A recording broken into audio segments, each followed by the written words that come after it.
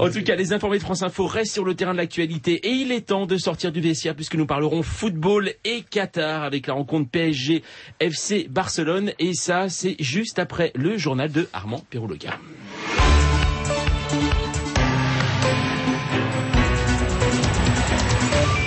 En Algérie, peut-être une avancée dans l'enquête sur l'enlèvement et la décapitation d'Hervé Gourdel il y a presque 10 jours.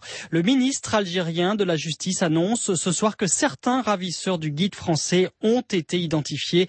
Il y a peut-être un lien avec la vidéo diffusée aujourd'hui par le groupe qui a kidnappé et assassiné Hervé Gourdel. Sur les images, on voit une trentaine d'hommes qui prêtent allégeance à l'État islamique et certains apparaissent à visage découvert. La Grande-Bretagne, elle, annonce avoir mené aujourd'hui ses premières frappes aériennes en Irak, des frappes ciblées contre un poste d'artillerie et un véhicule armé appartenant aux combattants de Daesh. Pendant ce temps, à Bagdad, il y a eu des attentats à la voiture piégée et des tirs de mortier aujourd'hui dans des quartiers chiites. Au moins 25 personnes ont péri et 50 autres sont blessées. En France, des pharmaciens en blouse blanche dans les rues de Paris et de nombreuses villes. Ils ont manifesté un peu partout aujourd'hui pour exprimer leur opposition au projet de réforme des professions réglementées. À leur côté, des médecins, dentistes, biologistes et notaires, tous veulent garder leur monopole et leurs tarifs. François Hollande a réagi à cette mobilisation. Il n'y a pas de plan d'économie qui soit indolore, a déclaré le chef de l'État depuis l'Élysée. Gérard Larcher, en route vers la présidence du Sénat. Le sénateur des Yvelines sera le candidat de l'UMP pour le plateau demain. Cet après-midi, il a remporté la primaire UMP comme en 2008, mais cette fois avec une large avance sur Jean-Pierre Raffarin, qui avait pourtant le soutien de Nicolas Sarkozy. Gérard Larcher avait déjà présidé le Sénat de 2008 à 2011. Demain, il devrait être réélu sans problème en séance plénière. Ce soir, il appelle la droite à se rassembler, appel notamment qui s'adresse à l'UDI qui va présenter un candidat au premier tour. Cette victoire, elle est aussi une exigence. Exigence d'abord de rassembler la majorité.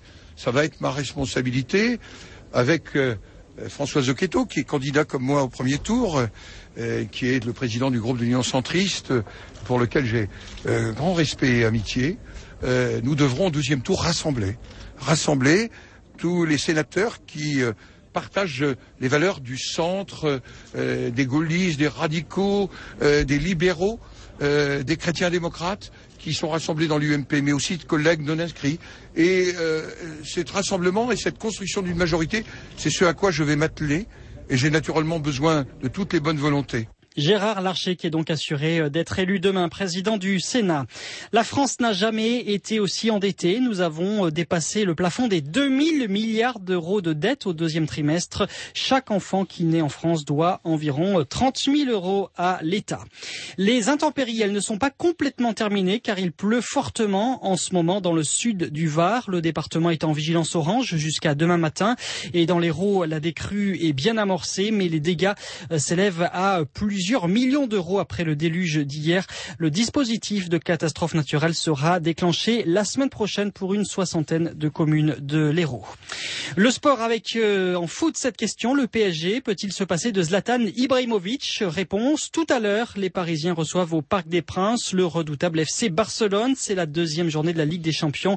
Les Parisiens qui souffrent en championnat devront donc faire leurs preuves face à des Catalans qui eux sont invaincus depuis le début de la saison. Et puis le mondial de basket féminin en Turquie avec les Françaises qui jouent en ce moment face au Canada. C'est le dernier match du premier tour et pour l'instant, léger avantage aux Canadiennes. Quel que soit le résultat, les Françaises devront disputer un match de barrage pour pouvoir accéder au quart de finale. Merci Armand Perrouloga. Tout de suite la météo. France Info Météo avec Pilote, fabricant de stylo-billes, stylo-plumes, rollers et porte-mines. Jean-Michel Golinski. Le département du Var, toujours sous le coup de fortes averses, va rester en alerte orange jusque tard dans la nuit. Mais demain, on parlera du retour du beau temps dans le quart sud-est. Le Mistral et la Tramontane à 60 km à l'heure vont dégager le ciel du Roussillon à la vallée du Rhône. Les nuages seront parfois plus nombreux des Alpes du Sud à la Corse, avec localement une ondée sur le relief. Les Pyrénées vont garder une couverture nuageuse assez importante avec quelques gouttes possibles sur les crêtes. Près de la Manche et de la mer du Nord, vous verrez arriver dans le courant de la journée une perturbation mais en totale perte de vitesse et essentiellement composée de nuages. Enfin, sur les autres régions, une fois les nuages bas et les brouillards dissipés, le temps va bien s'éclaircir, mais c'est sur la Vendée, la Charente-Maritime et l'Aquitaine que l'on va trouver l'horizon le plus dégagé. 20h-21h, France Info. Les informés, Jean-Mathieu Pernin. Les informés de France Info ce soir exceptionnellement jusqu'à 20h45 donc sur France Info et franceinfo.fr avec ce soir Audrey Keyser, membre du Conseil national du Parti socialiste, Cécile Domas de Libération, le philosophe Charles Pépin et François Dorcival de Valeurs Actuelles. Alors